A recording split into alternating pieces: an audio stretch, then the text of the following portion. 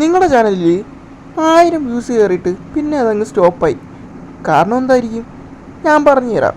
അതിന് നിങ്ങൾ stayed on വാച്ചും അതേപോലെ സൈഡ് എവറേജും അറിഞ്ഞിരിക്കണം. ഇതിൽ 31% സ്റ്റേഡ് ഓൺ വാച്ച്, അതേപോലെ 69% സൈഡ് എവറേജോ. അതുകൊണ്ട് തന്നെ ആ ഷോർട്സിന് എനിക്ക് കിട്ടിയത് എൻഗേജ്ഡ് വ്യൂസ് 526. അതുകൊണ്ട് തന്നെ അതിൻ്റെ ഫുൾ ടോട്ടൽ വ്യൂസ് 2.0K എനിക്ക് കിട്ടിയിരിക്കുന്നത്. ഇത് എൻ്റെ ഒരു ചാനലിൻ്റെ കാര്യമാണ് ഞാൻ ഇപ്പോൾ പറഞ്ഞത്. ഇതെൻ്റെ അടുത്ത ചാനൽ. അതിൽ 73.2% സ്റ്റേഡ് ടു വാച്ചും അതേപോലെ സൈഡ് എവറേജോ 26.8% ഉള്ളൂ. അതിനാൽ തന്നെ എനിക്ക് 19.5K വ്യൂസ് അതിന് കിട്ടിയിരിക്കുന്നു. ഞാൻ എൻ്റെ എൻഗേജ്ഡ് വ്യൂസ് നോക്കാം.